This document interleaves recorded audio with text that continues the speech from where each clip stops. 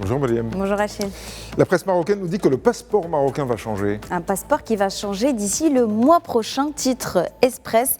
Et donc c'est une décision qui fait suite à un décret et qui va donc permettre plusieurs changements. D'abord au niveau du contenu avec l'ajout de la langue amazigh en plus de l'arabe, du français, de l'anglais. Mais il y aura aussi à prendre en compte la suppression de l'adresse du titulaire. Autre nouveauté, essayer d'augmenter la sécurité biométrique, de la renforcer en utilisant cette fois-ci une photographie qui sera davantage sécurisée, ainsi qu'une puce électronique intégrée qui va protéger encore plus contre la falsification et la contrefaçon. Mais bien évidemment, les passeports déjà en circulation vont rester valables jusqu'à leur date d'expiration. Un changement qui va aussi refléter l'identité marocaine dans ses multiples affluents. Titre tel quel en reprenant les dires de Moustapha Paitas, qui est le porte-parole donc du gouvernement. Il insiste sur le fait que le passeport doit porter l'identité marocaine dans toute sa diversité au niveau de son patrimoine culturel, civilisationnel et même architectural. Mais quand on pense au passeport, certes on pense document de voyage, mais un document qui reflète quelque chose d'important, ce que nous sommes à l'international. C'est donc un symbole de fierté quelque part. Et s'il y a une partie des Marocains qui la portent avec fierté, ce sont bien évidemment les MRE. Les MRE qui sont, comme le titre Maroc hebdomadaire, de retour pour la saison estivale. Ils sont chez eux, mais malgré nous, et oui, dans sa chronique hebdomadaire, Ibtissam El Miri analyse notre comportement face aux Marocains de l'étranger que l'on surnomme les Zmekria, qui sont donc enthousiastes à l'idée de revenir au pays, mais qui, d'après elle, considèrent que contre qui nous ne sommes pas toujours très tendres. Et oui, des MRE qui, on le sait, comparent souvent tout avec tout ce qui se passe ici avec là-bas, qui ont parfois des comportements qui s'éloignent aussi de nos habitudes et qui provoquent donc parfois un certain agacement, mais ce sont aussi des MRE qui subissent, comme par magie, rappelle-t-elle, des prix qui grimpent, comme si leur présence était, disons-le, une aubaine à exploiter. Alors, où est passée, questionne-t-elle, notre patience, notre hospitalité, notre chaleur face à des Marocains du monde, pas toujours partis par choix, mais qui portent parfois des familles entières et dont les transferts dépassent surtout les 8%. Alors, n'oublions pas qu'ils ne sont ni des invités, ni des étrangers, mais qu'ils sont au Maroc, un Maroc qui a changé certes, mais qui reste notre maison à tous. Elle clôture bien évidemment avec cette phrase évidente: les MRE, bienvenue chez vous, car évidemment vous êtes au Maroc, encore une fois, chez vous. Voilà. La richesse des pays africains mesurée de nouveau. Oui, c'est une nouvelle cartographie des richesses que vient de partager la Banque mondiale. Et le 360 Afrique revient sur un élément particulier qui est le revenu national brut par habitant sur le continent, avec des pays qui ont été promus et d'autres qui s'appauvrissent davantage.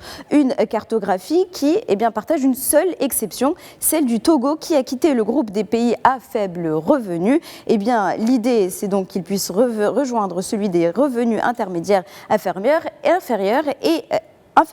et la raison, justement, est assez intéressante parce qu'elle se base sur un recensement qui a revu la population à la baisse, ce qui a automatiquement fait bondir le revenu national brut de plus de 33%. Et donc, en somme aussi, parmi les pays qui s'appauvrissent de manière inquiétante, il y a l'Égypte, le Congo-Brazzaville, la Zambie, et ceux qui s'enrichissent, on a de ce côté le Rwanda, le Mali ou l'Ouganda, avec des progressions autour des 10% grâce en particulier à leur taux de croissance.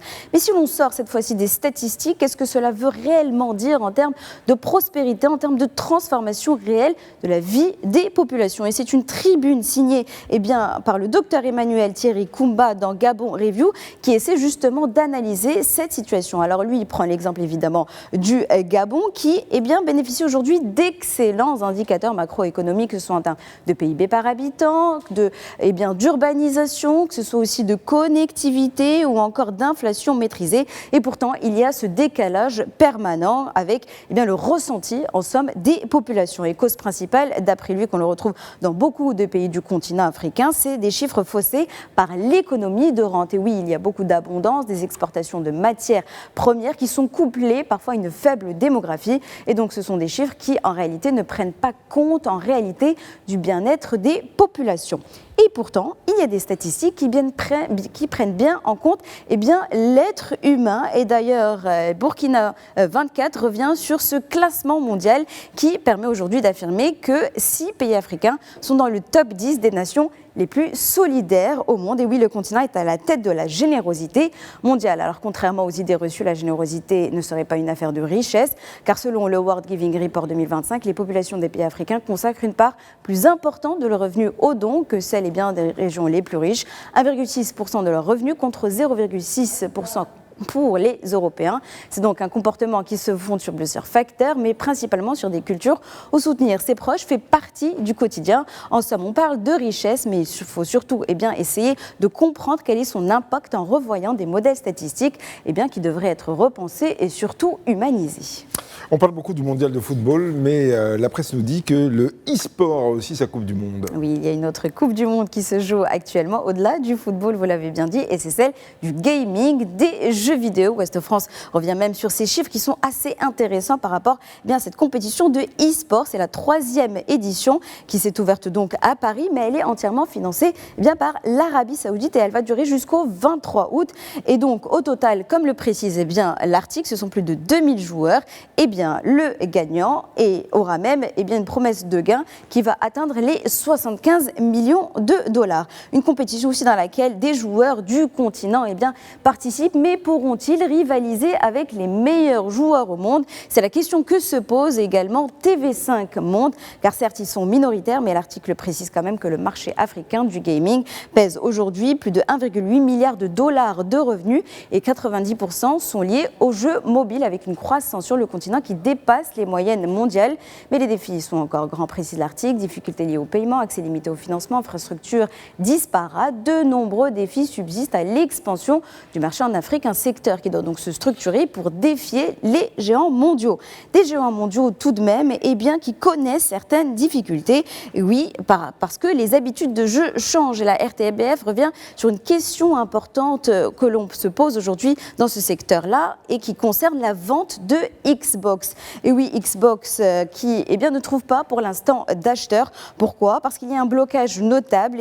C'est une société qui peut être valorisée à plusieurs centaines de milliards de dollars alors qu'elle ne génère que 23 milliards par an. Alors le décalage est important et donc les investisseurs préfèrent répondre à de nouvelles attentes des consommateurs qui ne veulent donc plus de consoles très chères mais jouer partout sans rien télécharger ni mettre à jour. Alors des acteurs africains évidemment se sont décidés à structurer chez eux ce secteur très prometteurs et parmi eux, le Maroc nous partage aujourd'hui le desk qui va participer en août à Cologne, donc en Allemagne, au Gamescom de cette année. Alors l'idée du Maroc, c'est qu'il veut aujourd'hui s'imposer comme la future plaque tournante du gaming sur le continent avec un projet phare qui est le Rabat Gaming City. C'est donc une zone entièrement dédiée à l'industrie du jeu vidéo dans la capitale avec à la clé des investissements et surtout des avantages fiscaux. Et ce qu'on observe quand même dans ce secteur en pleine expansion dans le monde, c'est que l'Afrique semble bien être le futur.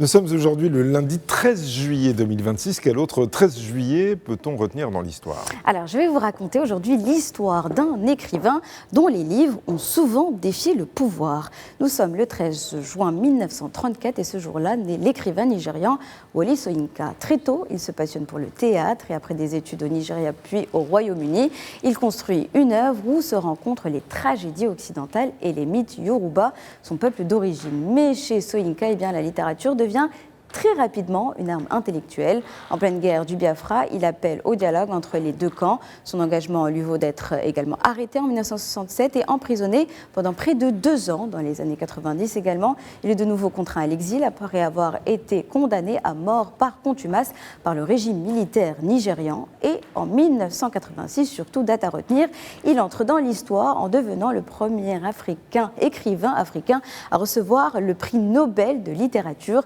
L'Académie suédoise salue alors sa capacité à représenter, je cite, le drame de l'existence dans une large perspective culturelle et avec des nuances poétiques. Soyinka bouscule aussi le débat intellectuel africain, il critique la négritude, ce mouvement qui cherche à réhabiliter l'identité noire face à la colonisation, un mouvement d'après lui trop théorique, nostalgique et purement défensif.